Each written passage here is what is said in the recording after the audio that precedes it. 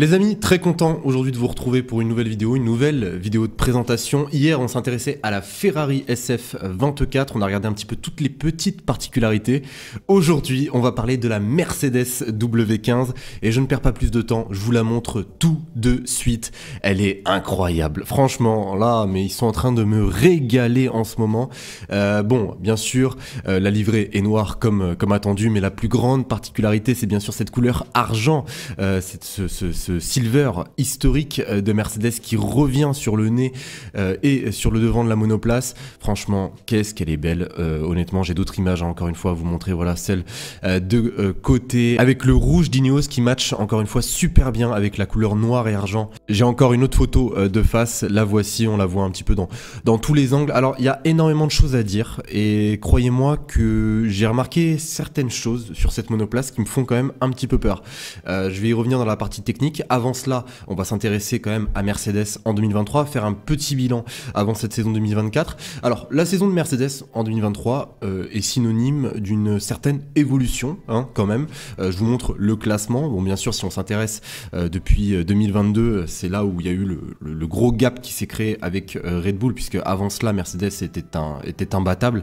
Regardez rien que l'année 2019, le nombre de points inscrits, c'est juste énorme. En 2022, ils sont 3e. En 2023, ils reviennent à la 2e place, juste devant Ferrari. C'est synonyme d'évolution. L'année 2023 a commencé avec le même concept que l'année 2022. Vous vous rappelez, un concept de zéro pods qui a vite été enlevé puisqu'ils ont très vite constaté que ça ne fonctionnait pas.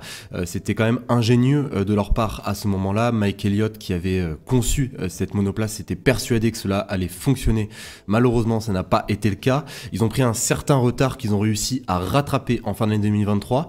Donc la saison n'est pas forcément mauvaise. Moi, ce qui m'a le plus plu de cette saison 2023 de Mercedes, c'est la régularité de Mercedes, même si les victoires ne sont pas présentes, se hisser quand même à la 2e place au constructeur sans aucune victoire, faut quand même le faire. Regardez Ferrari, 3e, pourtant une victoire au compteur, ce qui prouve véritablement la régularité de Mercedes lors de la saison 2023.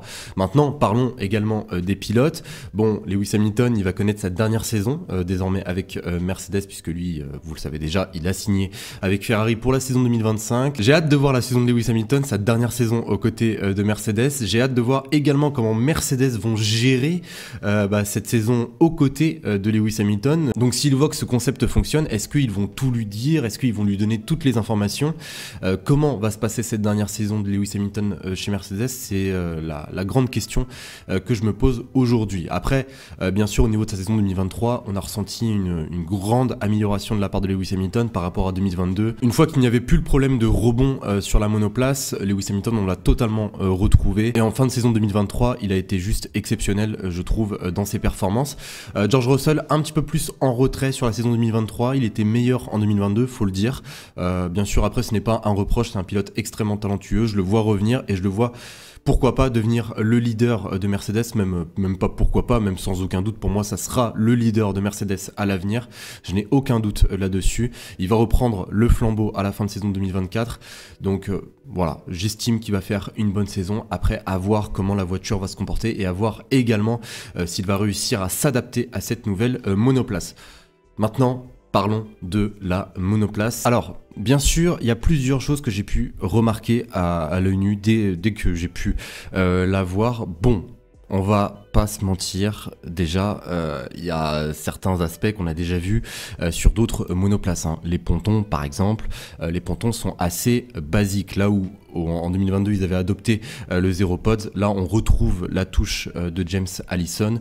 Ça reste assez basique. Ils me font penser aux pontons, d'ailleurs, de la Alpine qu'on a vu il y a quelques jours auparavant avec une entrée d'air plutôt relevée, un peu style Red Bull, encore une fois, avec un long tunnel qu'on a pu voir également hier sur la Ferrari, un long tunnel qui gagne en longueur et en largeur. Donc les pontons restent assez basiques, mais comme je l'ai dit hier, basique ne veut pas dire nul, basique peut être très performant. On continue avec également les côtés de la monoplace. Alors on nous avait annoncé, et ça c'était James Allison, qui a eu un réel travail bien sûr sur le châssis, mais également sur le haut de la monoplace, notamment le Cannon Cooling. Un concept de Cannon Cooling qui est plutôt repris de la Red Bull, hein. Donc l'air va partir du halo pour venir redescendre vers les échappements, ce qui va donner une certaine efficacité aérodynamique. Donc ça, c'est une seconde chose. Troisième chose, on continue avec les suspensions. Hier, je vous avais parlé des suspensions de poussée. C'est exactement la même chose que l'année dernière pour Mercedes avec des suspensions de poussée à l'avant. Par contre, à l'arrière, c'est là où il y a le plus gros changement. À l'arrière, on est passé d'une suspension de traction à une suspension de poussée pour cette saison 2024. On peut le voir, hein, avec encore une fois cette barre.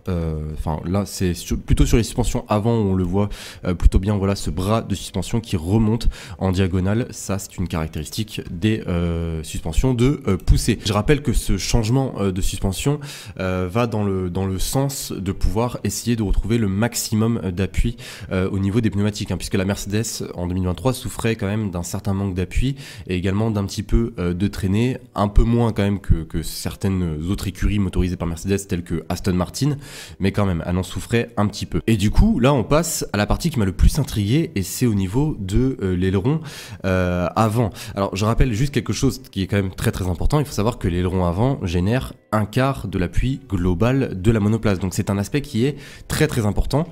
Et quand j'ai vu cet aileron avant, j'ai fait, mais en fait dans ma tête ça a fait un boom, mais je me suis dit mais c'est tellement ingénieux, mais en même temps je me suis dit est-ce que c'est légal vraiment? Alors je vous explique quand même ce que j'ai pu voir, notamment sur cette photo. Là vous voyez au niveau des flaps. Alors, je rappelle quand même juste quelque chose qui est quand même très très important. Il faut savoir que l'aileron avant et les flaps de l'aileron avant ont une obligation d'être connectés au nez de la monoplace. Ça, c'est depuis la nouvelle réglementation. Avant la nouvelle réglementation, on pouvait faire en sorte d'avoir certaines fentes entre les flaps et le nez pour pouvoir créer une sorte de vortex, notamment le vortex Y250 pour ceux qui sont un petit peu renseignés sur le sujet. C'est un vortex qui reste extrêmement puissant, qui génère énormément d'appui.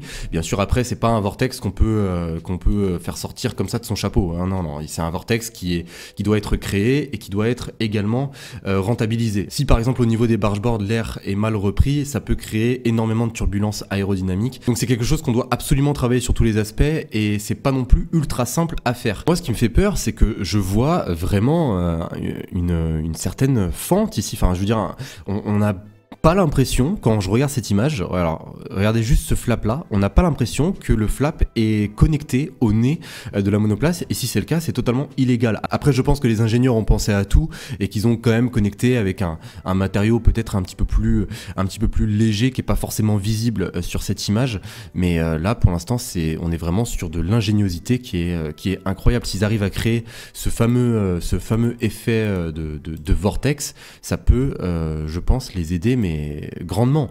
Ça peut faire en sorte d'avoir un meilleur flux d'air déjà qui va venir se mettre sur les côtés de la monoplace, et ça peut même les aider d'une certaine manière à trouver de la performance, puisque je le rappelle, l'aileron avant représente un quart de l'appui global de la monoplace.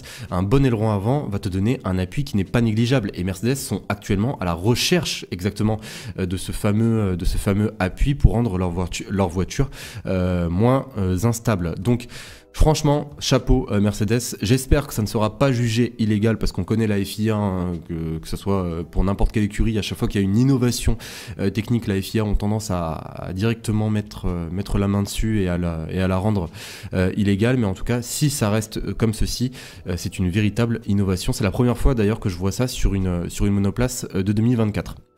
Donc voilà concernant toutes les nouveautés techniques. Bien sûr, je rappelle certains éléments. Le châssis a été changé pour plus de légèreté sans doute. Il y a eu également la boîte de vitesses qui a été changée.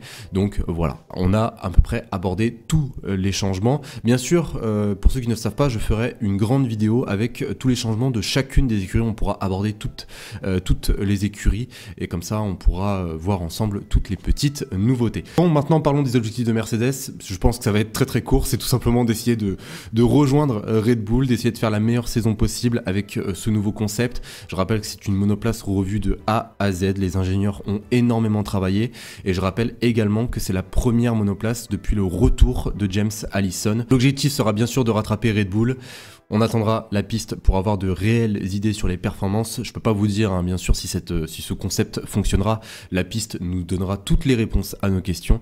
Sur ce, les amis, j'espère que cette présentation vous aura plu. Si c'est le cas, n'oubliez pas de la liker pour me le faire savoir. Ça fait toujours plaisir. De vous abonner. On est bientôt rendu à... Je sais même plus à combien on est. Je crois qu'on est à 19... pratiquement 19 000. Voilà, on se rapproche de la barre des 20 000. Je vous remercie encore une fois. L'engouement sur les vidéos en ce moment est juste exceptionnel. Donc, mille merci encore une fois. Sur ce, eh bien, je vous souhaite une excellente journée, une excellente soirée. On se retrouve très très vite. Salut.